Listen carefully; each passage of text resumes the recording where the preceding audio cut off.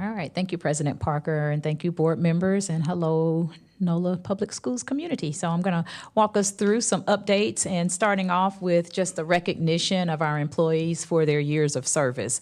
And as always, I say thank you. You know, it's always a great thing when we have team members who choose us, and especially when they choose us over and over again. So we've got a short video clip to play in recognition of years of service for September.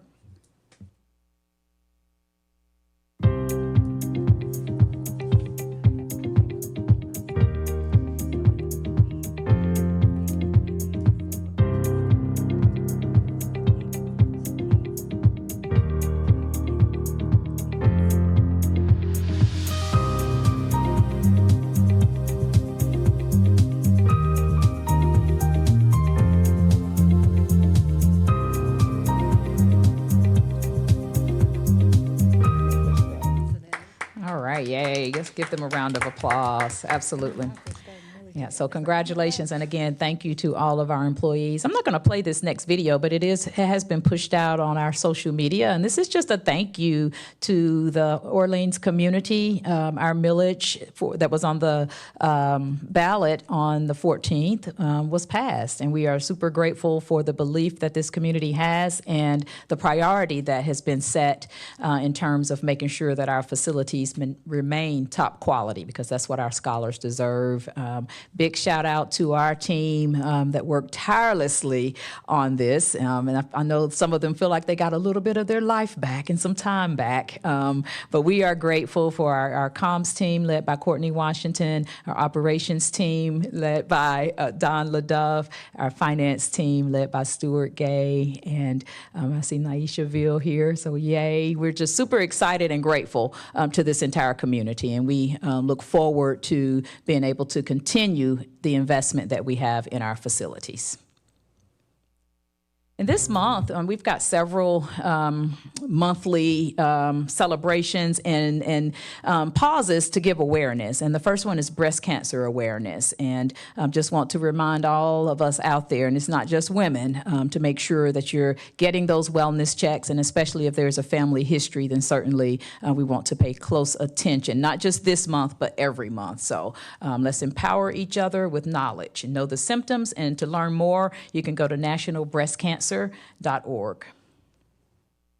It's also National Principals Month. And y'all, I've had the pleasure, the honor of being an elementary, middle, and high school principal. And when I tell you it is a joyful job, but it's also a challenging job. And my hat goes off to all of our principals. I just want you to know that we see you and we value you, and certainly, again, celebrate you, not just this month, but every month. So happy National Principals Month to our amazing school leaders. October is National Bullying Prevention Month, and all of our schools do have methods for reporting bullying, and I think it's important that we take time to address the fact that this absolutely does happen, and social media has added an additional layer to what happens in terms of bullying. So let's work together and make sure that we have safe schools, and all of our scholars have trusted adults with whom they can confide in and talk to in the event that they do need some support. So National Bullying Prevention Month is this month also. It's also Domestic Violence Awareness Month, and President Parker mentioned before he did the moment of silence about the tragedy that occurred in our community, and that was a domestic violence incident. And it's important that we work together, support each other, and give people space and a cushion to fall on if they need some support or some help. This flyer says, "Love does not hurt." At NOLA Public Schools, we stand united against domestic violence. And this Domestic Violence Prevention Month, let's raise awareness, support survivors, and work together to create a safe and loving community for all. And I think that's something that we can all take part in, not just this month, but again, every month. And there is a National Domestic Violence Hotline, 800-799-7233. And if you're in need of support or help, that number is available 24/7. And some celebrations. Warren Easton is celebrating 110 years, and I know the alumni, the current faculty, the students are getting their party on throughout this year, but they've had some, of course, some key recognition moments and so forth, and we're super excited to have Warren Easton's amazing band director here that you'll hear from in a bit. Of course, they're not the only ones that are celebrating. How about 35 College Prep also celebrating, and this is for 106 years, and MAC 35 as they're affectionately known, and definitely know that they've been celebrating for some time, and I'm sure will continue to do so. So congratulations to both of our schools for the celebrations that will continue throughout the year. That's 2 District 3 schools in a row, by the way. We also want to recognize, we have National Merit Scholars, and I don't have my talking points, so I'm not sure who the names of our scholars, but please check our social media because we want to make sure that these amazing scholars who are getting national recognition have their names seen and that we can embrace them and encourage them to continue with the excellence that they have demonstrated. So looking forward to being able to celebrate that as well. Another District 3 school on that slide, for the record. Thank you for that, President Parker. All right, now this is a video that I do want to show, but before the video plays, I just want to lift up the fact that one thing that we've really paid close attention to is student voice. At our Committee of the Whole meeting earlier this week, Dr. Fulmore shared the information around our Portrait of a Graduate and how she's been engaging our scholars with those pep talks and the conversations around Portrait of a Graduate and lifting up specific students who exemplify that. Another thing that we're doing is called Voices of Future Leaders. And this is a podcast series as well as a town hall series. And the whole purpose, again, is just to make sure that we're amplifying student voices and giving them a seat at the table. And I do have a short video to play for this. It was important because it gave us a voice. It was a great experience being in the town hall.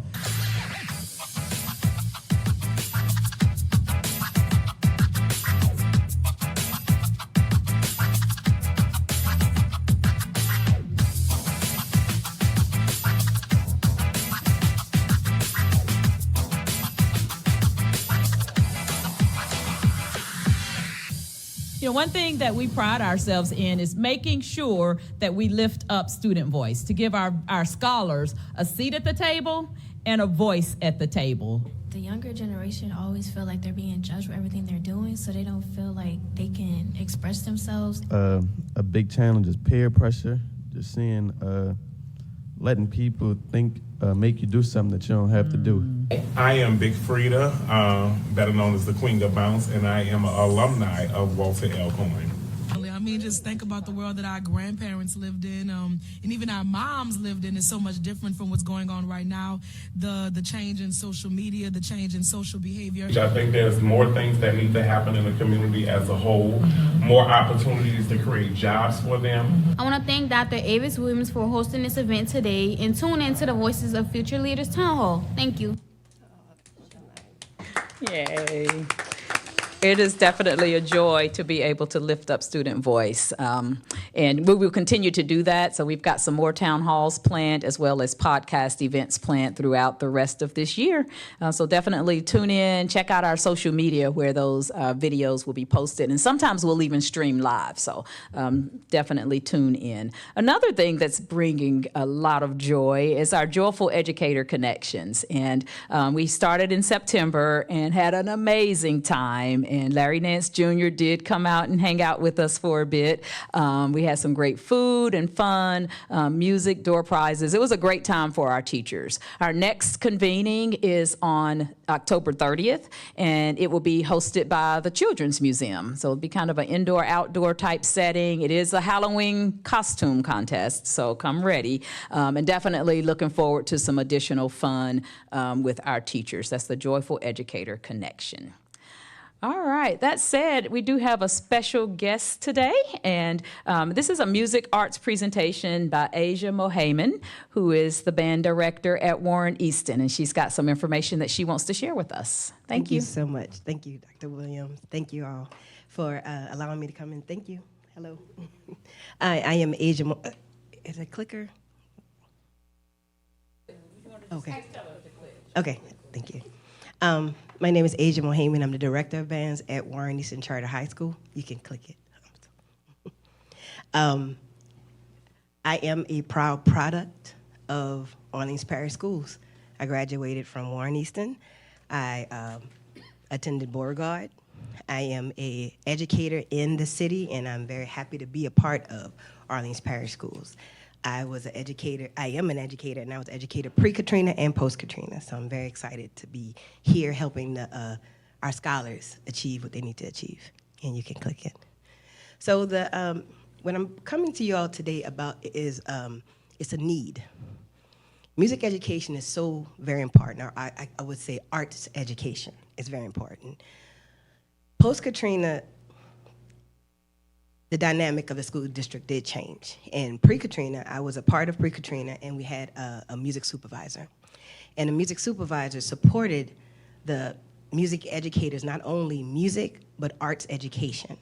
And right now we're in, as you can see, I'm sorry, I'm so nervous, I'm so sorry. Calm down. Number one. Would it help if I sing or something like that? Not help. I'm a little nervous. Let me just slow it down and just start again. Okay.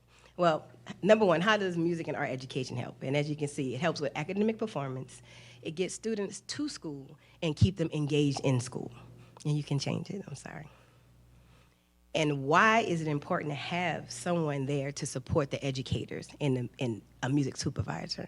Number one, the teachers themselves need that support. The arts and music education is a specialized discipline. A lot of times I'm not gonna say we're mistreated, but we're not always treated with our disciplines. A lot of times when the school year starts, we're always placed in a professional development that doesn't quite cover what we work on. So a lot of times we are just go with the PE teachers, go with the foreign language teachers, and we're not getting that specialized instruction or specialized attention, and we're so separated. Pre-Katrina, and I hate to say it like that, but I will say it, we had a supervisor, Ms. Vondell Sloan, and she brought us together. We had a number of different professional developments that were just geared towards music and arts education. We were able to work together as a group, and it made us stronger, and we were able to feed off of each other and improve our situations everywhere. It also supports the students in that manner also, because a lot of times the music educators do need the support, and there's areas where that another teacher would know that they can support the kids. I'm just babbling, I'm sorry. Huh? It's all good, okay. But it's a very important piece in our system. You can change the slide, sorry. Number one, the solution is to hire a music supervisor. And you can change the slide again, sorry. The role of a music supervisor, as you see over there up on the screen, will help with recruitment, hiring, and retention of teachers.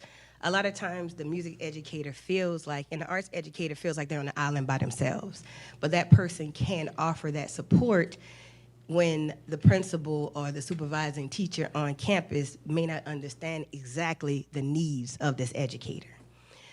They can hold those same teachers accountable, because a lot of times the principals and the supervising teachers on campus, they support the teachers, but they don't quite understand the needs of an arts teacher. But as a supervisor would understand the needs of that person in that specialized discipline. They can also support in the areas of program developing and community involvement and supplemental programming. A lot of times there's a lot of programs in the city that needs to be pulled together in the arts department. We have a ton of music and art programs that the kids are not being able to utilize because no one really knows that they're going on. There's a number of great programming that's not just in the schools, but outside of the schools that can continue and support our kids. And a number of the universities also want to be a part of the schools presently. And then having that centralized connection would really support the growth in all of the schools, connecting the educators, the music educators and art educators and fine art educators together would really help the students and the educators be more successful in the school system. And you can change the slide again. And there's also a number of outside programs that would be affected. New Orleans has a very large alumni association. The past bander students, they love coming back to support the music programs, and with this person, he or she can organize that group even better. Because every year, I know you've heard that this one has an alumni band, this one wants to come back, and that'll help them feel more comfortable coming into these programs. Also, parental support, and again, the supplemental programs. And you can change the slide. And here are a few testimonies from some of my students. You can change the slide. The help. These are a few of my students who at one time, especially Nara Biera, she's a senior trumpet player. The arts really did support her. At one time, I don't think she said 2 words, but the trumpet really helps her become that voice that she needs. And you can change the slide. You can change the slide. There's another slide. Oh, sorry. There should be another one. They're the same. Both the students' names are the same. Oh, no, I had another slide. Well, I had my little boy, Michael Melrose. I asked him, I said, so why is the band so important to you? He said, the band program actually helped me with my ELA class. It helps me concentrate more. The tools that you taught me in the band, it's helping me focus more. And you can change the slide.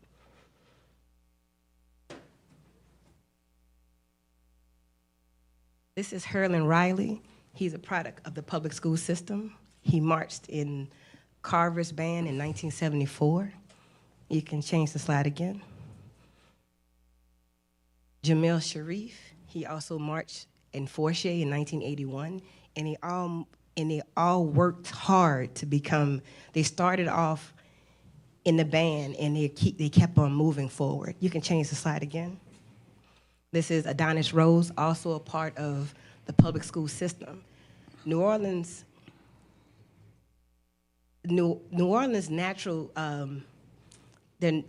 naturally grows and cultivates musicians and artists. And I don't think we give enough support to our arts and music department to continue this greatness.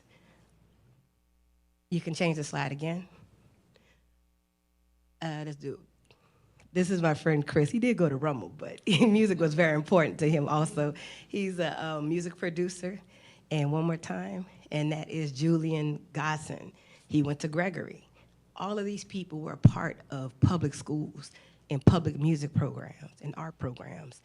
And if they weren't there, we don't know where they would be.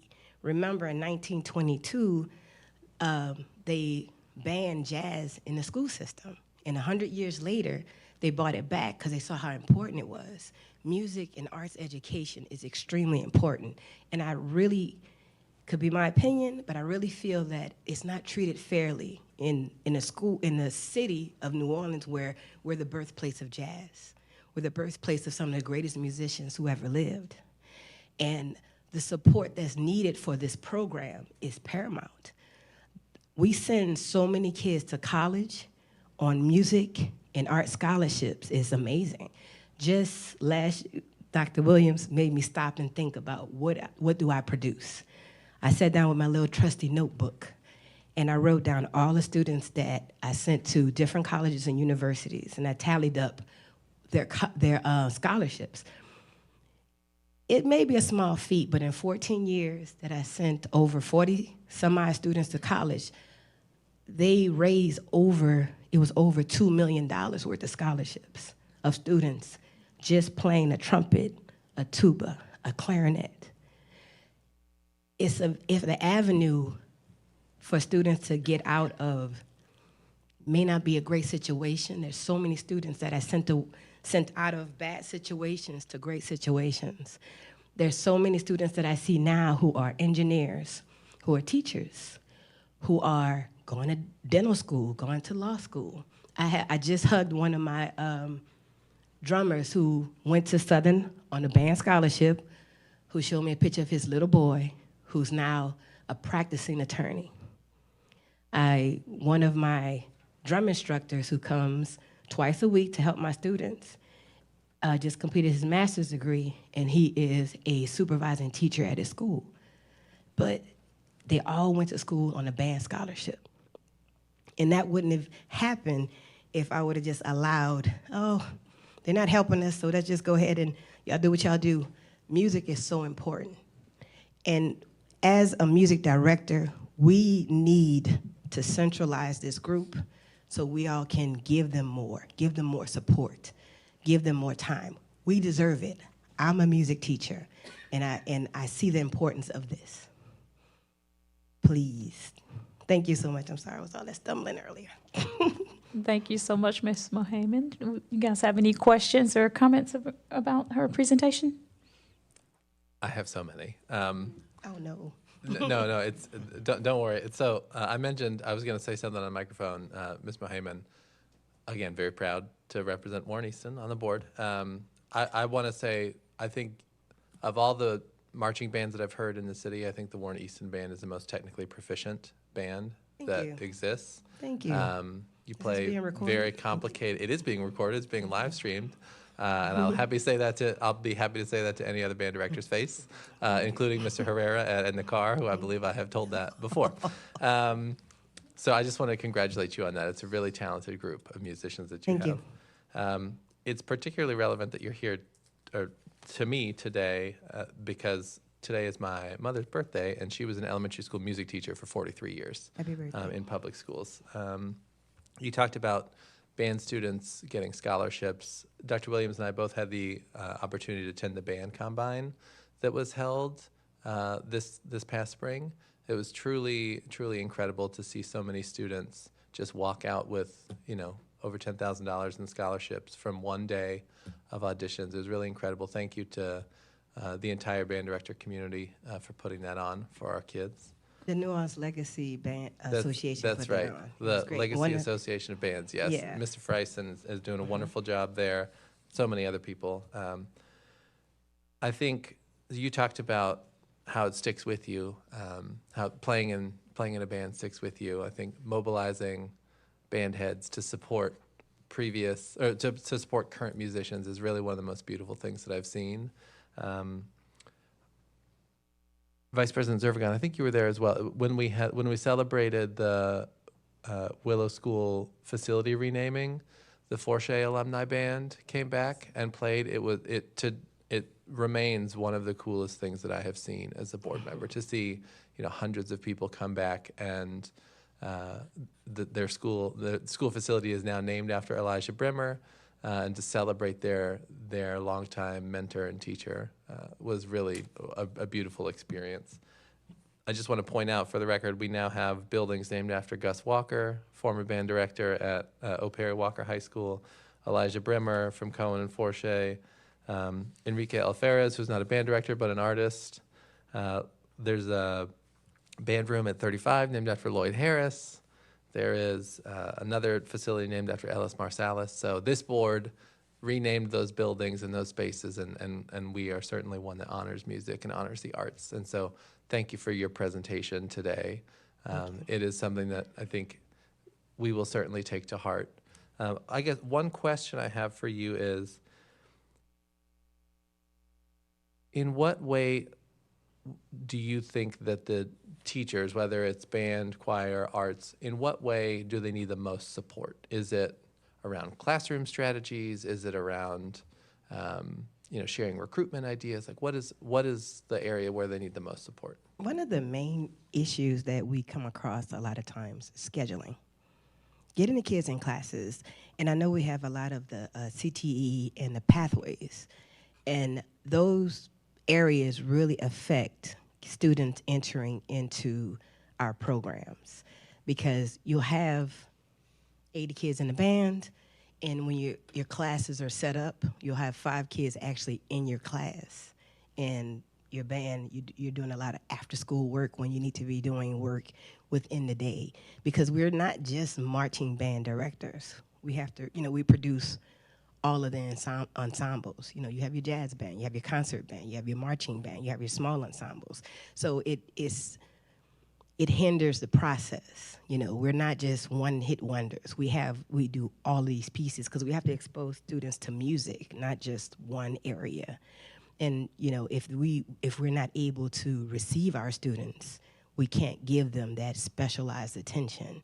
And we're not just teaching them music, we're teaching them life, we're teaching them history, we're teaching them everything. And not only that piece, also the programming piece. Now I'm getting comfortable, huh? The programming piece in the school district needs to be changed. Not added on to, I'm gonna say that. Because now we're entering the 21st century. Music is not just music to stands. We have students who are totally interested in the studio work. They're interested in, manipulating sounds and things like that. So we're missing a whole generation of kid because we're not moving in that direction. There are a few schools who do have that little small piece, but we need more. Because last year we did a project at Warren East and we brought a bunch of kids to the studio. It was amazing. And half the kids that went, they weren't even in the band. They were musicians. And it was a beautiful piece. Mr. Gazan Julian, that's on the screen, he helped organize that piece. And one of our other teachers, Mr.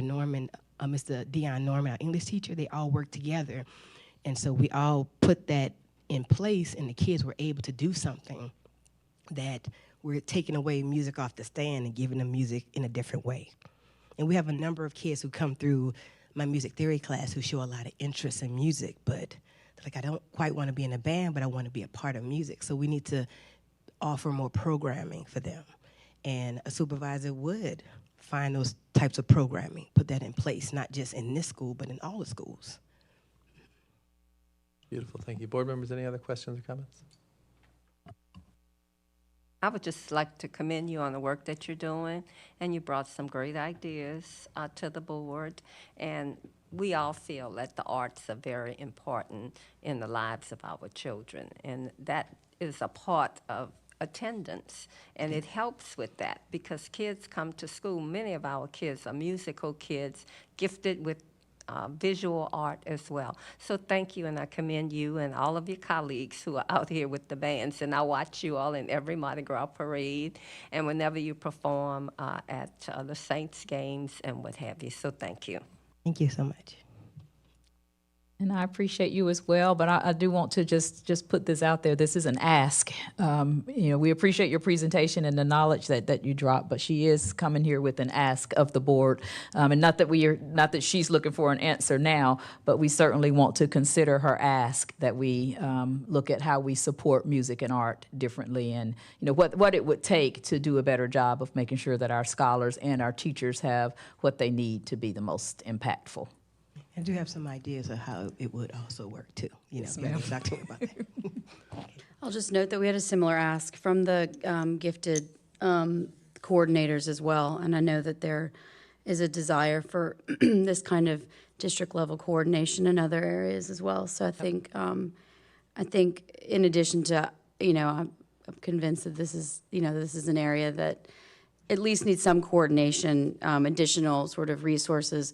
Like you say, pushing other programs to sort of move more into the future, more into the now, right? About what music, what it looks like to produce music in the 21st century. So really helping programs continue to push forward. But just to note that we get these requests, and we really have to figure out, I think, as a body, not just us as a body, but also you as superintendent and as the head of this district, sort of what what does this look like? How do we support our schools and our educators coming together around what they're interested in, what they're focused on, in our system of schools that we have currently. I mean, there's so many, because I've done some research. There's a lot of schools that I think they got away from just the sheet music to the stand. There's so many areas that the kids are interested in music, and I'm not gonna say it's stifling them that we don't offer it, because a lot of kids, when they get to college, they don't feel comfortable going into it because I didn't have the prerequisites in high school. A lot of kids more kids are going into athletic training because we offer it at Warren Easton. Kids go into nursery because they offer pre-nursing at this school and that school. And we're not offering enough, not just marching band and small ensembles. There's so many different pieces of music that, we all can offer, and art and dance and all these pieces. And I know you all have a lot of stuff on your plate, and principals have a lot of stuff, and other CEOs, but a lot of times this is a very important piece. Again, this is the birthplace of jazz, and we need to be nurturing this a little bit more, especially in the school system. Real quick. Because I was a teacher pre-Katrina also, social studies. And for example, once they pulled out a bunch of us from around the parish to go to the National Association of Geography Educators, and it was actually very, very beneficial. Some of the lesson plans we pulled out, some of the ideas, some of the presentations. So there was that benefit of the scale of the system, and also textbook review, bringing teachers together to do textbook reviews for the buying period, things like that. And so we always, like Board Member Bowden was saying, we're often talking about ways in which some kind of centralized presence, coordination could be of benefit, especially when we talk about professional development, peer-to-peer relationships, and what that could then mean for the students. And as others have said, then that's a strategic question about the role of the central office, how we coordinate with schools. Maybe it's more important to single-site schools than it is to large CMOs, but then that also is a question of resources in terms of where school leaders want to allow those resources to be spent. We only keep 2%. I think the city keeps more than that just to collect our taxes for us, which is like, I don't even know why they need that much. So then this is also a discussion we need to have with the school leaders around and the CMO leaders around the city.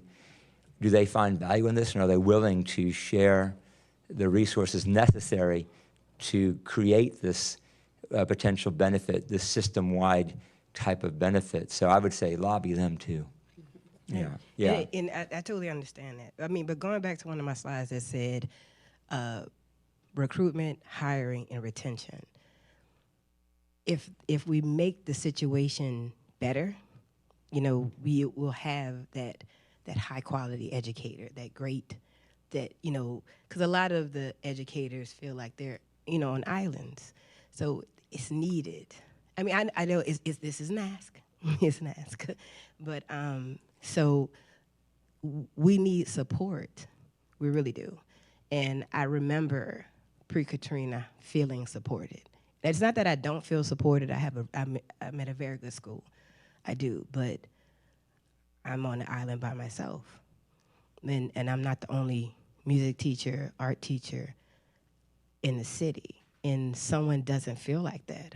Someone doesn't feel that same support. And I have talked to a few of my colleagues that feel like they need help. And I've, offered assistance and things like that. But I don't think they just need that one piece. They need more. But I do understand what you're saying. Thank you so much. And we'll talk soon. I appreciate you. Thank you all. Thank you so much. All right. I do want to go back before I do my mental minute and just talk briefly about the National Merit Scholarship. I did mention that we had a number of young people, 12 in fact. This is amazing. And so we've got the Willow School with Sal Balsamo, Nicholas Cooker, Elijah Davis, Alana Craik, Mila Soprano, and then from Ben Franklin High School, Josephine Chan, Sasha Durta, Austin Jing, Elliot Gomes, Vladimir Nuera, Autumn Tesh, and David Washington. And I apologize if I got your names wrong. But we are so super proud of each and every one of you. And this is a huge honor. While 95% of semifinalists are expected to become finalists, approximately half of the finalists will receive National Merit Scholarships. And that's a really big deal. And the scholarship program does recognize individuals with exceptional academic abilities and their potential for success in challenging fields of study. So congratulations to all of our semifinalists, and we look forward to great things in your future. And now for our mental minute today, I want to talk about positive affirmations. I think 2 months ago, we did a breathing exercise. Last month, we talked about setting boundaries. And so today, I want to just talk briefly about positive affirmations. Just a couple of things about positive affirmations. First of all, it's just those things that you say to yourself. They're I statements that you say to encourage yourself. And some of the benefits include reduced negative comments, increased happiness, keeping small things in perspective, better cardiovascular health. And then some examples of positive affirmations, things that you can say to yourself. I believe in, trust, and have confidence in myself. I eat well, exercise regularly, and get plenty of rest to enjoy a good health. Make sure that's true if that's your affirmation, okay? I learn from my mistakes. And those are just some positive things that we can say to ourselves. And it's important that as we think about mental health, that we do take time for a mental minute. And positive affirmations are a great way for us to lean in on our own wellness and self-care. So I encourage you, if you want to do it with sticky notes on your mirror, if you just say it in your head, if it's through a song or music, however you choose to do it, but make positive affirmations a part of your daily routine. And with that said, I have one more announcement. We are having a family night, and I think we've got a short video to play here. This family night is coming up in November. La Superintendente, Dra. Avis Williams, te invita a la Noche Familiar Latina de NOLA Public Schools, donde hablaremos sobre cómo inscribir a tus hijos en el cuidado de día, los requisitos de graduación de la escuela secundaria, opciones para preparar a tus estudiantes para la universidad, el trabajo y los recursos disponibles para tu familia. Tendremos cuidadores de niños y comida. Será el día jueves 9 de noviembre de 6 a 8 p.m. en la escuela primaria Mahalia Jackson. Para registrarte, llama al 504-345-9715. And that's November 9th at Mahalia Jackson. So looking forward to supporting our families there. And that concludes my report. And now I'll take any questions from the board.